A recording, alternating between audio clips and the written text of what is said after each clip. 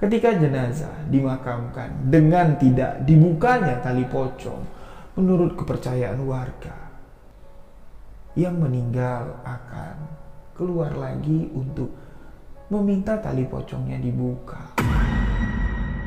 Saya tidak tahu, dan tidak ada juga yang mengingatkan kalau tali pengikat pocong kepala ibuku itu harus dibuka. Ayah dari Mbak Yuyun di sini menurunkan lampu petromak yang digantung di depan gerobak baksonya. Diturunkan untuk mengecek roda, ternyata dilihat roda sebelah kanan ini nggak ganjel sama sekali. Dilihat lagi roda sebelah kiri, ini juga sama sekali nggak ganjel lagi. Digantung lagi lampu petromak itu di bagian depan sebagai sumber penerangan. Ayah dari Mbak Yuyun di sini mencoba untuk mendorong gerobak itu, tapi masih terasa sanggat, nggak bisa bergerak. Sempat di sini beliau berdiri beberapa saat memperhatikan kiri dan kanan. Ketika beliau jelas memperhatikan arah kanan dari tempat ayah Mbak Yuyun berdiri, dia melihat itu ada sosok apa.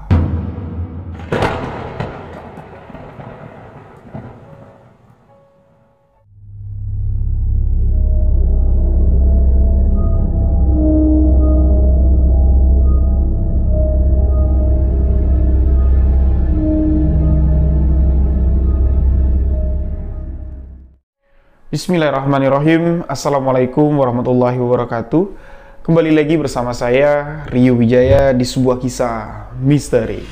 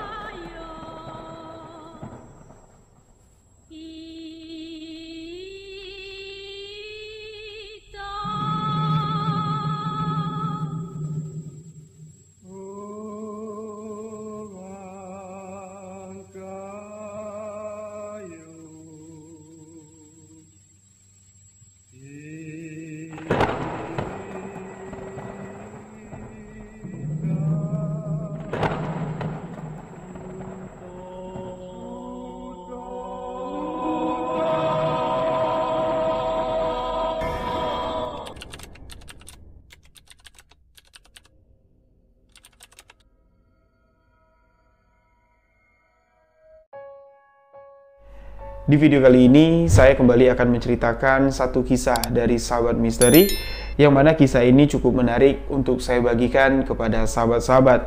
Di video sebelumnya, saya sudah menceritakan satu kisah dari tanah Kalimantan. Dari Kalimantan, sekarang kita beranjak ke kota Solo.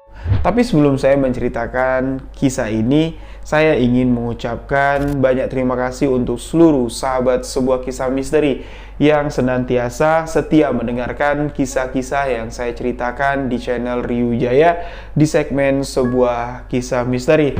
Terkhusus di video ini, saya ingin mengucapkan banyak terima kasih untuk sahabat-sahabat yang berada di Kalimantan.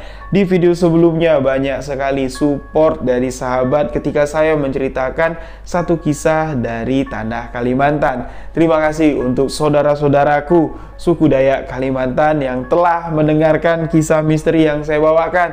Mohon maaf jika di video sebelumnya ketika menceritakan adat istiadat, ilmu gaib, ilmu mistik yang ada di Kalimantan ada salah penyebutan.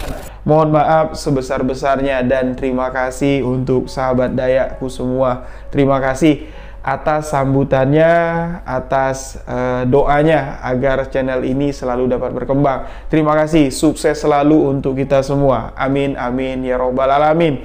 Nah, ini kisah misteri dari kota Solo. Mana suaranya sahabat-sahabat yang tinggal di kota Solo? Mana tahu ada rezeki, umur panjang, saya dapat mampir singgah bersilaturahmi ke kota Solo. Kisah yang saya dapat dari seorang narasumber yang saya menyebutnya dengan nama Mbak Yuyun. Beliau ingin membagikan satu pengalaman misteri yang dialami oleh almarhum ayah dari Mbak Yuyun. Kisah ini menceritakan pengalaman ketika almarhum ayah Mbak Yuyun berdagang bakso. Jadi, Bagaimana kisah dari kota Solo? Simak hanya di sebuah kisah misteri.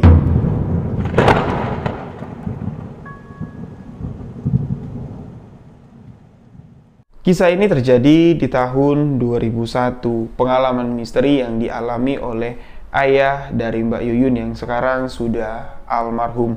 Beliau meninggal dunia di tahun 2018.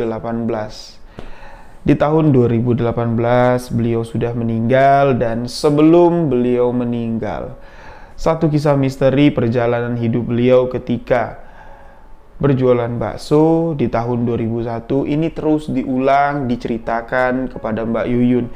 Mbak Yuyun ini merupakan anak sematawayang di keluarga tersebut. Jadi Mbak Yuyun lah ya yang sangat dekat sekali sebelum ayandanya meninggal dunia. Kisah ini sengaja dibagikan Mbak Yuyun. Beliau mengatakan untuk menjadi arsip. Ya, saya kepingin nanti kalau saya sudah punya anak-anak saya bisa mendengarkan kisah yang telah dialami oleh almarhum kakeknya. Jadi beliau ingin saya membawakan cerita ini. Terima kasih Mbak Yuyun. Semoga saya dapat membawakan cerita ini sesuai dengan harapan dari Mbak Yuyun. Mohon maaf jika ada kekurangan nanti. Nah, kisah ini bermula di tahun 2001. Ayahnya berjualan bakso, yang mana pada saat di tahun 2001 Mbak Yuyun ini baru berusia 6 tahun. Ayahnya sudah berjualan mulai dari tahun 1998. Berarti kita katakan kurang lebih 4 tahun sudahlah ayahnya berjualan bakso. Setelah 4 tahun berjualan bakso, di sini ayahnya sudah mendapat pelanggan yang cukup banyak sekali. Di 3 desa tempat ayahnya mendorong gerobak bakso untuk mencari rezeki berjualan bakso. Di 3 desa itu sudah cukup untuk menghabiskan isi gerobak yang disiapkan untuk dijual, bakso-bakso yang disediakan untuk pelanggan-pelanggannya. Namun di sini di tahun 2001 almarhum ayah dari Mbak Yuyun berpikir, aku jualan dari mulai jam 3 sore. Di jam 8 setelah telatnya jam 10 aku sudah pulang ke rumah. Baksoku sudah habis semua. Yo alhamdulillah, hasilnya cukuplah untuk biaya di rumah, untuk tabungan masa depan anakku. Tapi apa salahnya mencoba bikin porsi bakso yang agak sedikit banyak, lebih dari biasanya, ya mana tahu rezekinya lebih. Mulailah di tahun 2001 itu beliau menyiapkan porsi bakso yang akan dijual keliling menggunakan gerobak yang sangat sederhana sekali dengan porsi yang lebih dari biasanya. Namun di sini takaran yang sebelumnya itu sebenarnya sudah pas. Ketika bawa porsi lebih, baksonya selalu dibawa pulang ke rumah. Jaranglah baksonya itu bisa habis terjual, dan ini membuat resiko kerugian yang cukup besar. Tapi apa yang sudah dilakukan, yang sudah terjadi, ini tidak dapat ditarik mundur lagi. Ayah dari Mbak Yuyun pun berpikir untuk bekerja lebih keras lagi, berusaha mendorong gerobaknya jauh dari tempat beliau berjualan bakso pada hari-hari biasa. Yang mana biasanya beliau cuma melewati 3 desa, ini sudah ludes habis terjual. Sekarang beliau harus menambah rute baru, yaitu melewati 1 desa yang memang belum pernah sama sekali beliau masuki di malam hari untuk berjualan bakso. Jangankan malam hari, siang pun beliau tidak pernah masuk ke desa itu karena tidak ada kepentingan. Desa yang cukup terpencil. Tapi walaupun desa itu terpencil, desa yang keempat lah kita katakan di sini, untuk ayah dari Mbak Yuyun ini berjualan bakso. Desanya sangat subur sekali. Warga yang tinggal di sana boleh dikatakan mayoritas perekonomiannya menengah ke atas. Orang-orang berduit lah yang tinggal di sana. Apa salahnya mencoba? Dicobalah oleh almarhum ayahnya Mbak Yuyun, membawa sisa bakso dari desa pertama, kedua, ketiga, dibawalah berjualan masuk ke desa keempat. Karena ini adalah tujuan desa terakhir otomatis. Ketika beliau masuk ke desa keempat, waktunya sudah cukup larut malam. Gerobak yang digunakan almarhum ayah dari Mbak Yuyun untuk berjualan masih gerobak yang sangat sederhana sekali. Gerobak dorong dengan menggunakan 2 roda besar di samping kanan dan kiri. Kalau malam hari, penerangan dari gerobak tersebut hanya mengandalkan lampu petromak. Lampu yang dipompa, dia pakai sebagai sumbunya itu kayak kaos kaki. Kalau di Jambi kami bilang lampu serongkeng. Nah, lampu itu sebagai sumber penerangan digantung di bagian depan dari gerobak. Sedangkan bagian kemudi ini menggunakan 2 pegangan yang terbuat dari kayu. Di depan kemudi, di sebelah kanan tepatnya, itu ada gentongan yang terbuat dari tanduk sapi. Itu yang selalu dipukul-pukul untuk pemberitahuan kalau tukang bakso lewat. Tong tong tong tong, tong tong tong tong. Di atas gentongan itu ada kaca spion bekas mobil yang sengaja ditempelkan di sana. Entah apalah maksud kaca spion tersebut, Mbak Yuyun sama sekali tidak tahu. Gerobak itulah yang menemani ayah Mbak Yuyun berjualan mencari rezeki dengan menjajakan bakso kelilingnya. Di malam pertama ketika ayah Mbak Yuyun mulai menjajaki wilayah baru untuk menjajakan bakso, beliau di sini sangat senang sekali karena antusias warga ketika melihat pedagang bakso berjualan di tempat mereka sangatlah senang sekali. Dalam waktu yang sangat sebentar sekali di malam hari itu, dagangan bakso dari ayah Mbak Yuyun ludes terjual. Alangkah senang hati si orang tua ini mendorong gerobak bakso dalam keadaan kosong di gelapnya malam. Sampai di rumah, beliau menceritakan kepada istrinya bahwa dagangan bakso kubu alhamdulillah ludes terjual dan besok akan kubuat porsi yang agak lebih sedikit lagi, aku akan kembali ke sana. Nah, sekedar di sini Mbak Yuyun ingin menggambarkan lokasi tempat ayah Mbak Yuyun menjajakan bakso di malam hari di tempat terakhir, tepatnya desa keempat. Dari desa ketiga untuk sampai ke desa keempat ini perjalanannya cukup jauh. Kalau berjalan kaki ya kisaran sekitar 10 menit lah. Tapi dengan mendorong gerobak bakso, dengan beban mendorong gerobak bakso, ya ini bisa dihitung-hitung sekitar 18 menit, paling cepat 15 menit lah. Nah, dari perbatasan desa ketiga untuk masuk ke desa keempat, setiap warga yang lewat ini harus melewati pematang dan harus melewati rawa. Yang mana kalau malam hari, rawa yang dilewati dengan jalan yang masih jalan tanah bercampur dengan batu-batu kali, ini sangatlah gelap dan mengerikan sekali. Di bagian kiri, di bagian kanan itu ilalang semak belukar yang tinggi sekali. Setelah melewati jalan itu, barulah masuk ke kampung keempat. Dan jalan itu dilalui hampir setiap malam oleh ayah dari Mbak Yuyun.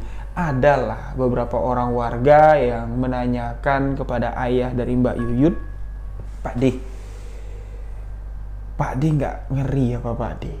Melewati pematang, melewati rawa untuk keluar dari desa kami ini. Ya ngeri sih mas, ngeri sih ada, apalagi gelap. Ya ndak apa-apalah, yang namanya cari rezeki. Saya pun pasrah, kalau terjadi apa-apa, doain aja, ndak terjadi apa-apa. Amin, amin. Karena Pak D, warga desa kami, kalau sudah lewat dari jam 8 malam, ndak ada yang berani keluar dari sini. Makanya ketika Pak D masuk ke sini jualan bakso malam-malam, wih senang sekali kami karena ndak ada jajanan lain lagi Pak D. Kalau orang ndak masuk ke sini jualan, kami ndak ada yang berani untuk keluar cari jajanan. Makanya dari itu bakso yang dijual oleh ayah dari Mbak Yuyun ini ditunggu-tunggu oleh warga desa keempat. Tapi beliau di sini tidak bisa menjual bakso itu di siang hari atau di sore hari ke sana. Karena ayah dari Mbak Yuyun ini harus melewati desa pertama, otomatis sudah dicegat oleh pelanggannya. Itu memakan waktu cukup lama, 2 jam 3 jam dia di desa pertama. lewat lagi ke desa kedua untuk menuju desa keempat, ya kayak gitu juga. Dan harus melewati desa ketiga baru bisa sampai ke desa keempat. Ya mau ndak mau malam baru bisa masuk ke sana. Sebulan, 2 bulan, 3 bulan, beliau sangat senang sekali. Baksonya pun di sini dibuat, porsinya semakin banyak. Ada satu hari, ayah dari Mbak Yuyun ini ndak bisa berjualan. Karena ya, yang namanya orang ya, apalagi balik malam terus, pastilah kondisi kesehatannya ini tidak menentu. 2 hari ayah dari Mbak Yuyun ini tidak berjualan bakso. Di hari ketiga setelah sehat dari ini ya, demam ya, setelah beliau 2 hari libur jualan bakso, setelah sembuh, ayah dari Mbak Yuyun kembali berjualan bakso. Seperti biasa rutenya, sore keluar dari rumah, desa pertama dulu, desa tempat tinggal Mbak Yuyun, warga-warga sekitar, ini banyak pelanggan dari ayahnya. Masuk desa kedua, masuk desa ketiga, dan masuklah desa keempat. Tapi aneh, ketika masuk ke desa keempat, lu kok sepi, nggak ada orang. Jam 8, setengah 9, itu sudah sepi semua. Seakan-akan warga udah pada tidur semua, padahal di hari-hari sebelumnya, di jam 8 bahkan sampai jam 10 malam, warga desa lebih banyak menghabiskan waktu malam di luar rumah, nongkrong di warung. Bahkan warung yang biasa tempat ayah Mbak Yuyun ini mangkal, ya warung kelontongan, itu warungnya tutup. Singgahlah dia sebentar di sana menunggu sambil mukulin kentongannya. Tong tong tong tong, tong tong tong. Dia melihat jam tangannya. Udah 15 menit aku di sini, tapi tidak ada satu orang pun yang lewat di desa tersebut. Sepi sesepi-sepinya. Ditambah lagi di sini rintikan hujan mulai turun. Tak tak tak tak tak. Rintikan hujan itu semakin lama semakin lebat dan beliau tidak bisa keluar dari desa tersebut. Terpaksa ayah dari Mbak Yuyun pada malam itu tetap berdiam diri di warung tersebut. Namun di sini beliau sadar, di warung itu sudah tidak ada siapa-siapa lagi.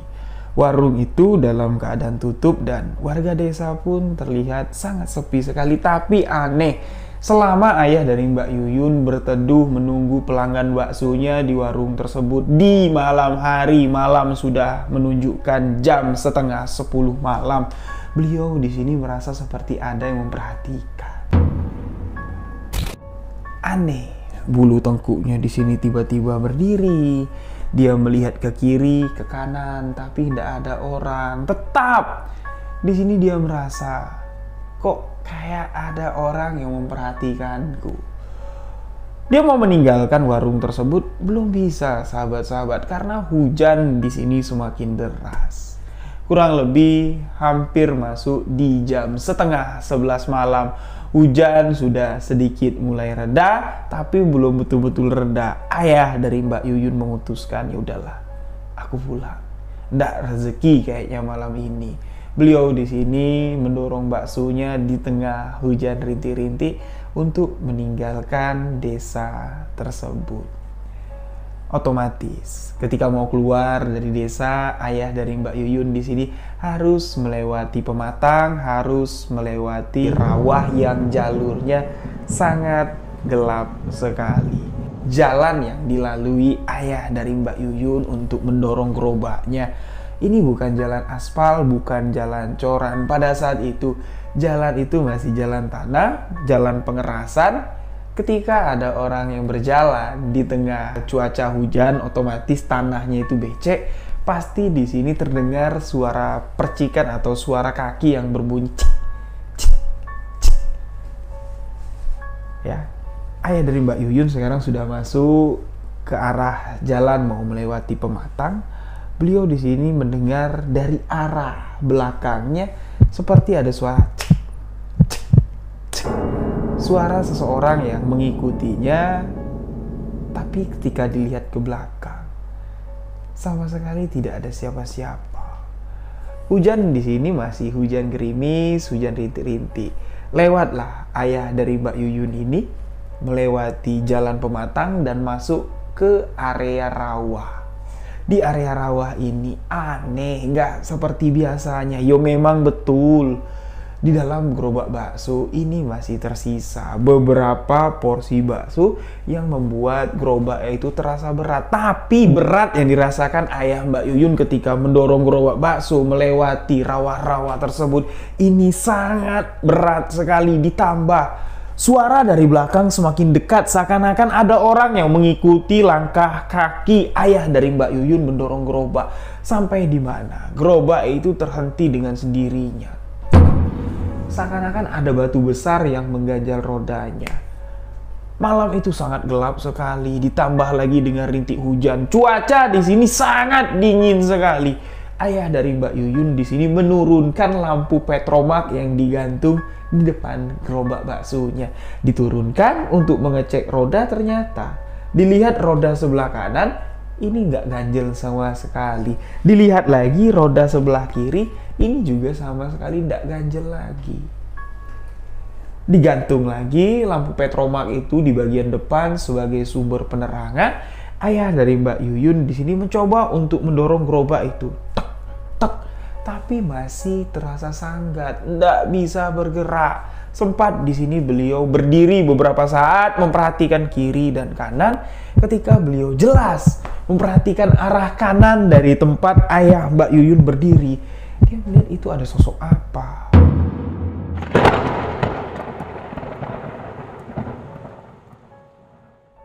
Sosok putih yang berdiri di samping depan gerobak. Posisinya seakan-akan sosok itu berlawanan arah, ingin lewat melalui gerobak dan tempat berdiri ayah Mbak Yuyun. Sosok itu semakin mendekat. Sosok itu semakin mendekat dan pas di samping gerobak. Sosok itu berdiri. Ternyata sosok yang dilihat ayah dari Mbak Yuyun adalah pocong.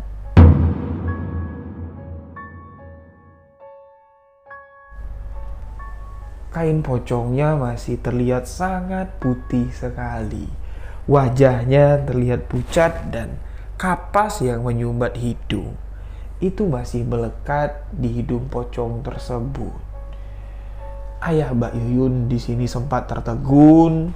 Beliau di sini membacakan beberapa ayat suci Al-Quran di dalam hatinya, meminta perlindungan kepada Allah Subhanahu wa Ta'ala. Dan yang anehnya di sini, sahabat-sahabat, ketika sosok pocong itu muncul, seketika hujan berhenti dengan misterius. Aroma wangi pun di sini semerbak di sekitaran tempat ayah Mbak Yuyun berdiri. Gerobaknya masih belum bisa didorong. Ayah Mbak Yuyun di sini tidak takut, sama sekali tidak takut, karena ayah dari Mbak Yuyun ini memang berbekal ilmu agama yang cukup dalam. Beliau menghabiskan waktu kecilnya ini di pondok pesantren. Jadi di dalam batinnya ayah Mbak Yuyun yakin ini adalah gangguan jin. Gangguan jin yang ingin mengganggu ayah dari Mbak Yuyun. Beliau di sini berkata dengan sosok yang menyerupai pocong itu, "Hei, ngapain kamu berdiri di situ? Menghalangi jalanku. Aku mau pulang. Ini udah malam.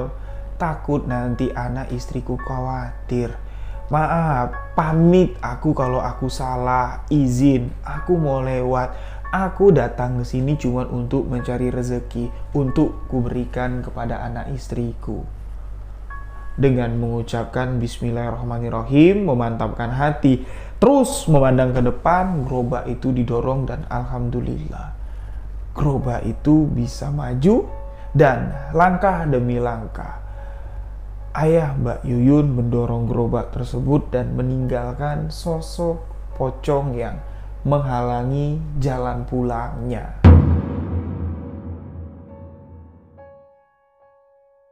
Alhamdulillah pada malam itu almarhum ayah dari Mbak Yuyun dapat pulang sampai ke rumah dengan selamat. Walaupun bakso-baksonya di sini tidak laku terjual semua, tapi yang namanya dagang, tidak semuanya bisa berjalan sesuai dengan keinginan kita.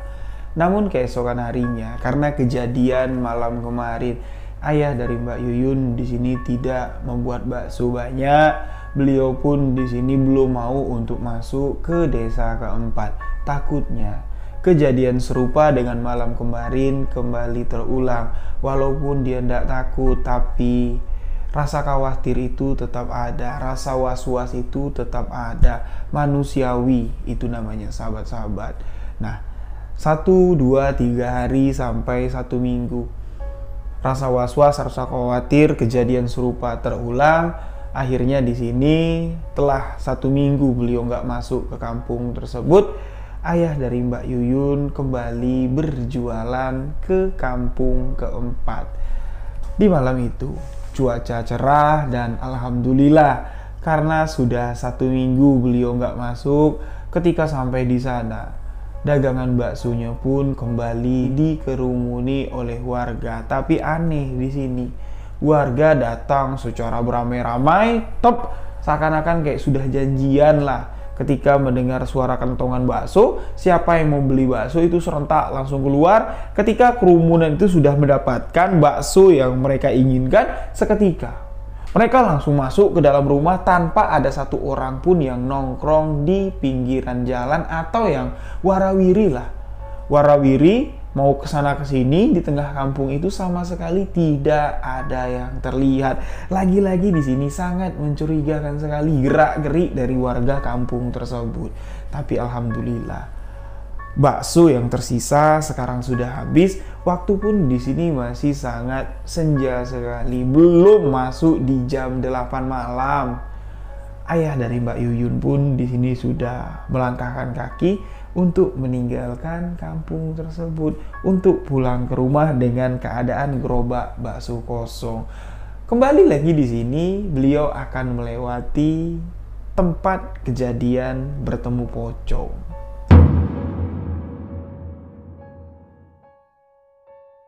Melewati pematang, melewati jalan rawa yang sangat gelap sekali.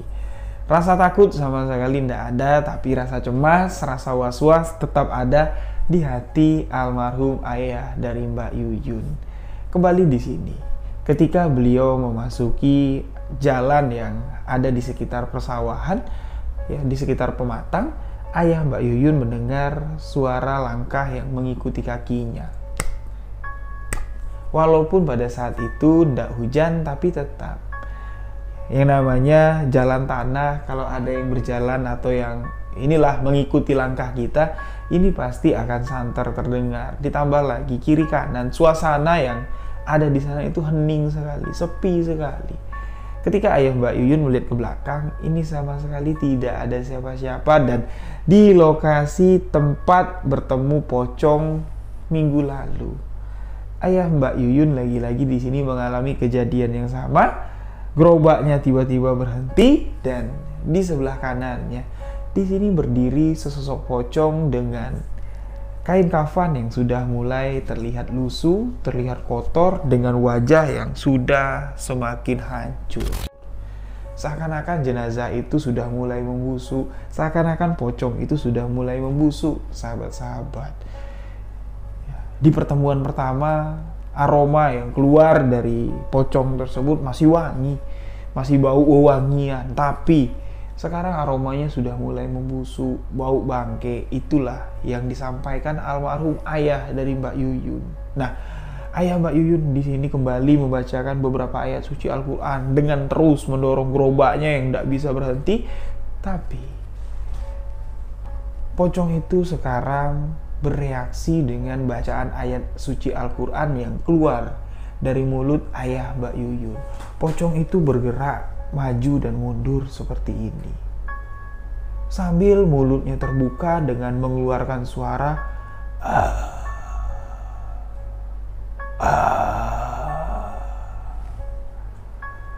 Mata dari pocong tersebut seakan-akan mau terjolor keluar, menjelit keluar. Itu membuat rasa takut di dalam diri ayah Mbak Yuyun di sini mulai muncul. Ayatul Kursi dibacakan, pocong itu semakin bereaksi. Surat Anas di sini dibacakan untuk menghilangkan rasa was-was di dalam hati. Pocong itu semakin menggeram.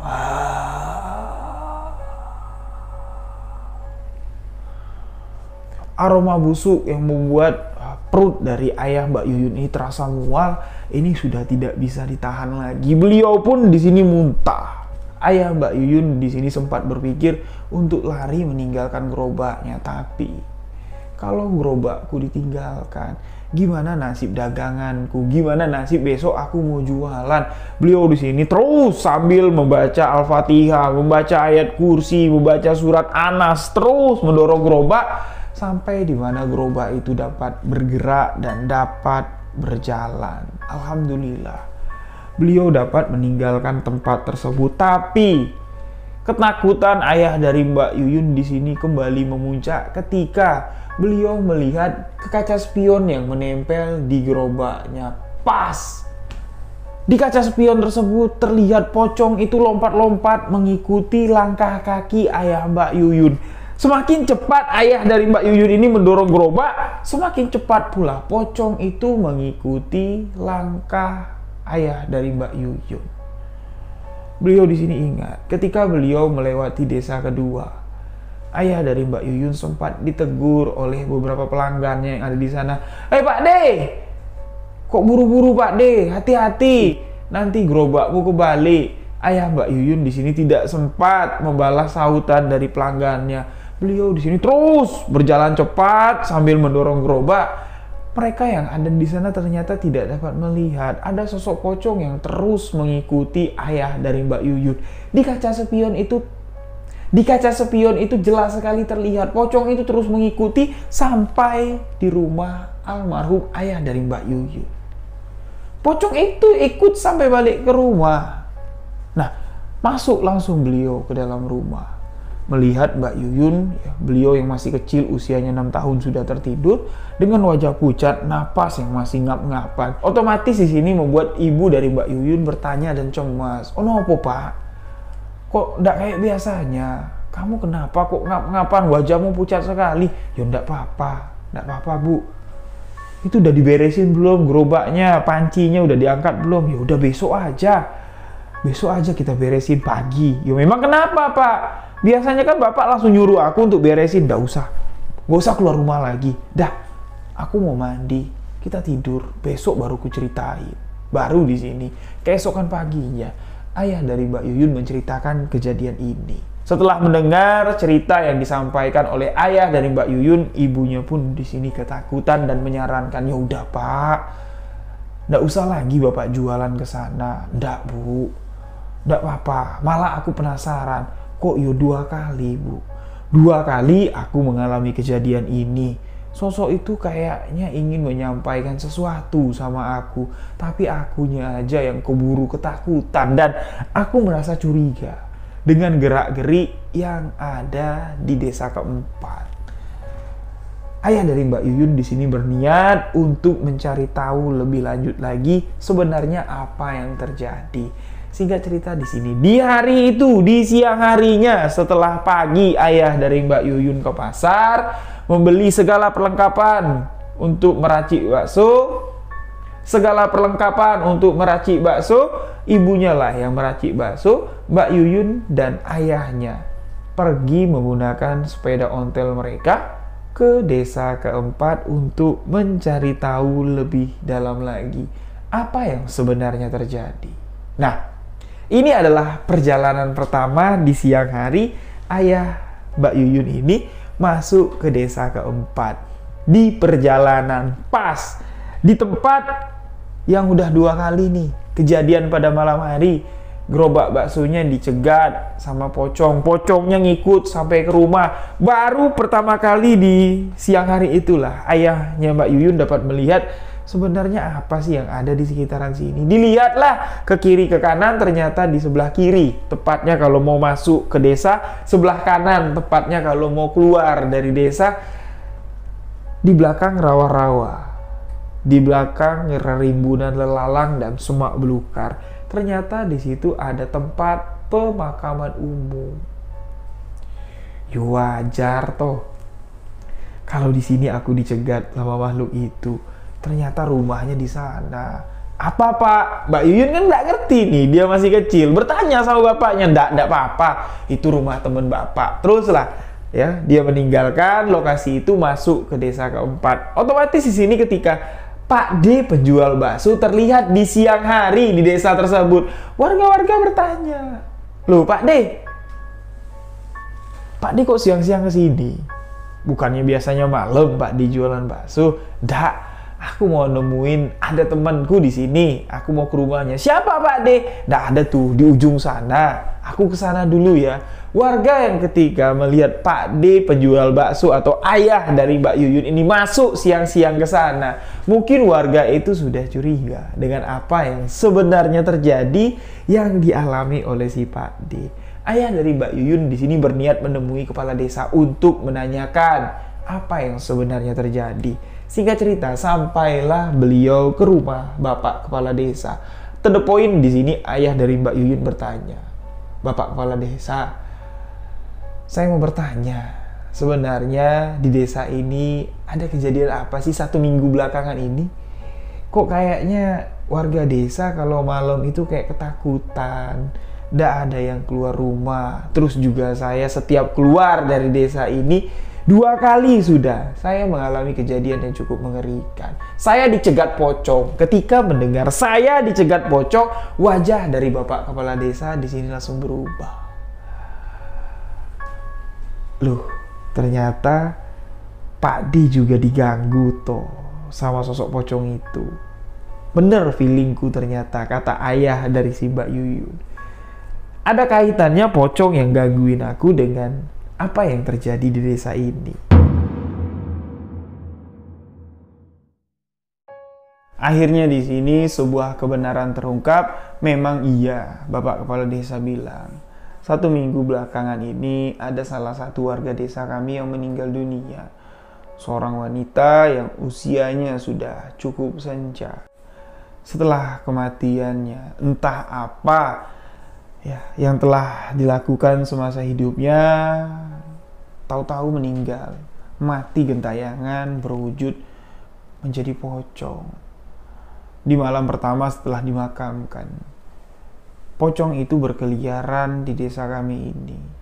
Pocong itu mendatangi satu persatu rumah kerabat, rumah tetangga, rumah keluarga yang semasa hidupnya ada urusan atau ada kaitan yang belum terselesaikan. Makanya dari itulah Pak D, mungkin warga-warga desa tidak ada yang berani beraktivitas malam. Dan ada kemungkinan juga Pak D, sosok pocong yang menyegat Pak D malam-malam keluar dari desa ini, itu sosok pocong yang sama. Itu adalah sosok pocong yang meneror warga desa kami juga. Karena makam dari almarhum yang dimakamkan, yaitu pas dengan lokasi kejadian yang Pak D ceritakan tadi. Tidak jauh dari pinggir jalan, di belakang rawa-rawa tempat kejadian Pak D itu ada tempat pemakaman umum. Disitulah jenazah almarhumah dimakamkan. Nah, Pak D di sini, ayah dari si Mbak Yuyun ya, mencoba untuk bertanya lebih detail lagi tentang gimana sih masa hidup almarhum. Diceritakan sama Bapak Kepala Desa, "Saya kenal, saya tahu namanya. Semasa hidupnya orangnya baik, taat beribadah Pak D. Anak-anaknya gimana?" Nah, kalau anak-anaknya ini, dia punya 3 orang anak. Anak-anaknya cowok semua. Cuman 1 Pak D. Anak laki-lakinya itu yang betul, yaitu anak bungsunya. 2 anak laki-lakinya, anak pertama, anak kedua, ini agak sedikit bocor. Agak nakal lah pergaulannya. Nah, Pak D atau ayah dari Mbak Yuyun di sini curiga bahwa penampakan pocong atau gangguan dari pocong yang dialami warga desa dengan kejadian yang dialami oleh ayah dari Mbak Yuyun, ini bukan teror yang sengaja atau teror arwah gentayangan karena ada permasalahan yang belum selesai. Tidak. Ada kaitannya enggak dengan prosesi pemakamannya. Di sini ketika ditanya oleh ayah Mbak Yuyun seperti itu, Bapak Kepala Desa enggak tahu. Ya mungkin ada, saya enggak tahu. Tapi kalau saya lihat, ya saya hadir di prosesi pemakamannya, saya lihat ya normal-normal aja. Nggak ada kendala, nggak ada hambatan. Bukan itu. Terlihat dari gimik wajah pocong yang menghadang saya. Dan Pocong itu ngikutin saya sampai ke rumah. Saya yakin di sini ada pesan yang ingin disampaikan oleh pocong tersebut. Pesan yang tidak tersampaikan. Saya khawatir di sini. Jangan-jangan ketika dimakamkan, tali pocongnya tidak dibuka. Pocong itu gentayangan minta dibuka talinya. Bapak Kepala Desa pun di sini sepakat dengan pendapat dari ayah Mbak Yuyun. Nah, kalau kayak gitu, jangan dibiarkan, buka tali pocongnya. Kasihan almarhumah, kematiannya tidak sempurna gegara kecerobohan ketika pemakamannya. Panggil anak-anaknya, siapa yang berada di bagian kepala ketika memakamkan jenazah ibunya. Tanya, dibuka nggak ikatnya? Kalau nggak dibuka terpaksa dibongkar kuburnya Pak Lurah. Tali itu harus dibuka, biar arwah tidak gentayangan. Dipanggillah anak-anak dari almarhumah. Setelah anak-anak dari almarhumah dikumpulkan, ditanya sama Pak Lurah, "Le, sopo yang pas memakamkan ibumu yang di bagian depan, di bagian kepala?" Ternyata anak pertama ditanya, "Kamu inget ndak? Tali pocong ibumu kamu buka apa ndak?" Anak itu diam. Lagi-lagi ditanya sama bapaknya si Mbak Yuyun, "Inget nggak kamu? Kamu buka nggak ikat tali pocongnya?" Lagi-lagi tidak ada jawaban. Bisa dipastikan di sini, apa yang ditanyakan memang benar. Tali pocong itu tidak dibuka. Langsung di sini, ayah dari Mbak Yuyun menjelaskan, ketika jenazah dimakamkan dengan tidak dibukanya tali pocong, menurut kepercayaan warga, yang meninggal akan keluar lagi untuk meminta tali pocongnya dibuka. Masa kalian ndak ngeh dengan teror pocong yang telah melanda kampung kalian? Masa kalian nggak sadar dengan tanda-tanda yang sudah ditunjukkan oleh almarhumah ibumu? Kalau memang belum dibuka, masih ada waktu untuk menyempurnakannya. Masih bisa dibuka. Barulah di sini si anak pertama mengatakan, "Saya ndak tahu." Dan tidak ada juga yang mengingatkan kalau tali pengikat pocong kepala ibuku itu harus dibuka. Aku tidak membukanya, Pak D. Sama sekali tidak kubuka. Jadi satu-satunya cara sekarang, ayah dari Mbak Yuyun mengatakan, kesepakatan kalian sekeluarga lah. Makam ibumu harus dibongkar. Tali pocongnya harus dibuka. Tapi kalian tidak dapat membukanya dengan tangan. Kalian harus membukanya dengan gigi. Siapa di antara kalian yang berani? Siapa di antara kalian yang mau melakukan itu? Satu-satunya cara untuk menyempurnakan kematian beliau dengan cara itu. Tapi kesepakatan dari 3 orang anak dari almarhumah, mereka sepakat di sini tidak ada yang mau, mereka tidak ada yang berani, mereka tidak mengizinkan makam ibunya dibongkar. Pertama, kalau makam ibuku dibongkar, pasti seluruh warga desa tahu. Teror pocong yang mengganggu warga selama ini adalah pocong dari almarhumah ibuku yang mati tidak sempurna karena tali pocongnya tidak dibuka. Yang kedua, mereka di sini mempertimbangkan jenazah yang sudah dimakamkan seminggu lebih, masuk hampir 10 hari. Pasti di sini jenazah itu sudah mulai membusuk dan tidak ada yang berani untuk membuka tali pocong itu dengan giginya. Maka di sini mereka memutuskan, biarkanlah Pak D, biarkanlah Pak Lurah. Asal Pak D dan Pak Lurah tidak membocorkan rahasia ini, biarkanlah. Sampai kapan arwah itu gentayangan, pocong itu gentayangan, daripada kami harus menanggung malu. Kami tidak akan mau membongkar dan membuka tali pocong dengan kondisi jenazah yang sudah membusuk. Nauzubillahi min zalik. keputusan yang sangat tidak baik sekali. Mereka di sini lebih memilih untuk mendengar arwah almarhumah ibunya gentayangan menyerupai pocong meneror warga desa daripada menyudahi permasalahan ini. Bapak kepala desa, Pak D penjual bakso atau ayah dari Mbak Yuyun, mereka tidak dapat berbuat banyak selain memasrahkan kejadian ini kepada Yang Maha Kuasa, kepada Allah Subhanahu wa Ta'ala. Pembicaraan pada hari itu pun selesai, dan hari itu adalah hari terakhir ayah dari Mbak Yuyun menginjakkan kakinya di desa tersebut.